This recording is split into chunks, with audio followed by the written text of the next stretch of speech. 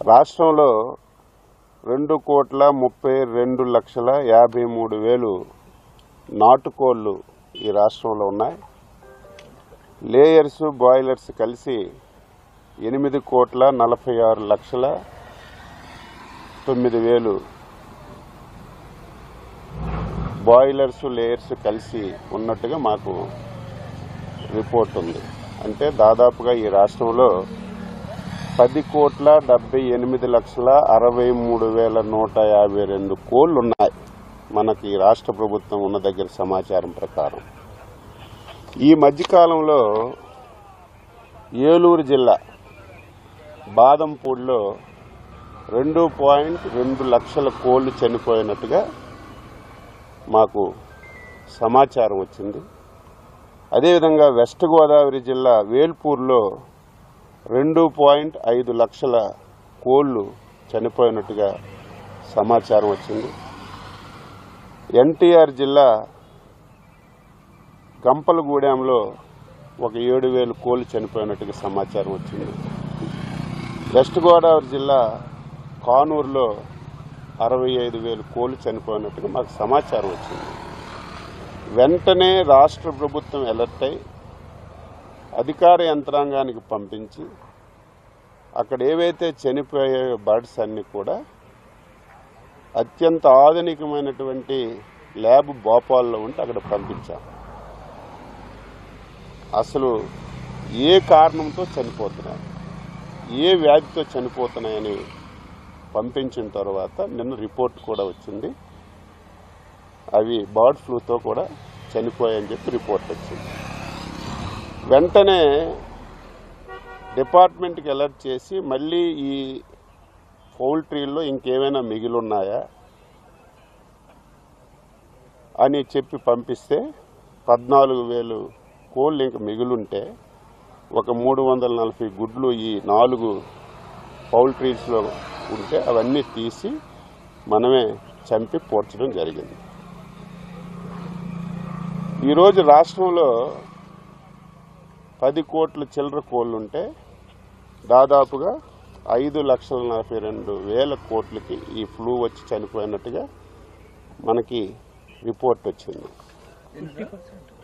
5,42,000 టోటల్గా ఉన్నవి 10,78,00,000. సోషల్ మీడియాలో చాలా విపరీతమైన ప్రచారం వస్తుంది, మీడియాలో విపరీతమైన ప్రచారం వస్తుంది. 40 లక్షలు చనిపోయాయని కూడా ఈరోజు ప్రచారం వచ్చాయి. ఎక్కడ దాపరికి ఉండదు. 40 లక్షల కోళ్ళు చనిపోతే అవి పోడ్చాలంటే ఎంత పెద్ద గోతులు తవ్వాలి? ఎక్కడ దాపరికి ఉండదు కదా, ఫొటోస్ అయినా బయటకు వస్తాయి కదా. కానీ ప్రచారం జరుగుతుంది, దాన్ని నేను తప్పు పట్టడం లేదు.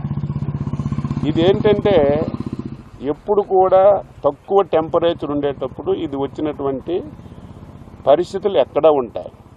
అయితే రాష్ట్ర ప్రభుత్వం ముందుగా మేల్కొని దీన్ని మనం ల్యాబ్కు పంపించాం.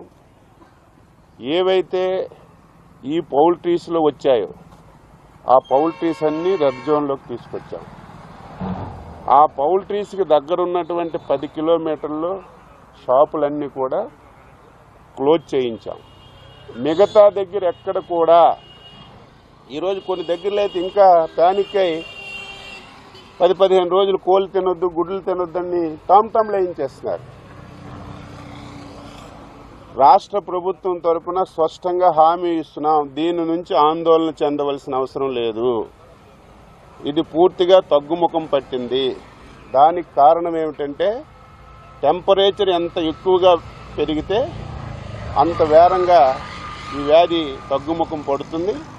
ఈ మధ్యకాలంలో మీరు చూశారు, టెంపరేచర్ కూడా విపరీతంగా పెరిగింది. ఇదేదో డైరెక్ట్గా కోడి మాంసం తినరు, డైరెక్ట్గా గుడ్లు తినరు. ఇది ఒకవేళ ఎక్కడైనా చిన్నది ఉంటే 70 డిగ్రీల సెంటీగ్రేడ్ వరకు ఈ వ్యాధి బతుకుంటుంది. 70 డిగ్రీలు దాటిన తర్వాత ఇది ఆటోమేటిక్ చనిపోతుంది. ఈవేళ కోడిగుడ్డు ఉడకబెట్టినా సరే 70 డిగ్రీల కంటే ఎక్కువ వేడి దగ్గరే ఉడుకుతుంది. ఈవేళ కోడి మాంసం ఉడికినా 100 డిగ్రీల కంటే ఎక్కువ ఉడుకుతుంది. ఎక్కడ కూడా ఎవరు ఆందోళన చెందవలసిన అవసరం లేదు. ప్రభుత్వం ఇప్పటికే అప్రమత్తమైంది. ఇది కూడా ఎందుకు వచ్చిందని చెప్పి మేము డీటెయిల్గా దీని మీద ఎంక్వైరీ చేస్తే ఈ పౌల్ట్రీ వాళ్ళు సరిగా శానిటేషన్ చేయకపోవడం వల్ల, సరైనటువంటి నియమ నిబంధనలు పాటించకపోవడం వల్ల ఈ 4-5 ప్రాంతాల్లోనే వచ్చింది. ఇది బాగా తగ్గుముఖం పట్టింది. అయితే సోషల్ మీడియాలో విపరీతం రావడం వల్ల చాలామంది ఆందోళన చెందుతున్నారు. ఎవరూ ఆందోళన చెందవలసిన అవసరం లేదు. దీనివల్ల ఎటువంటి ఇబ్బంది ఉండదని చెప్పి నేను స్పష్టంగా తెలియజేస్తున్నాను.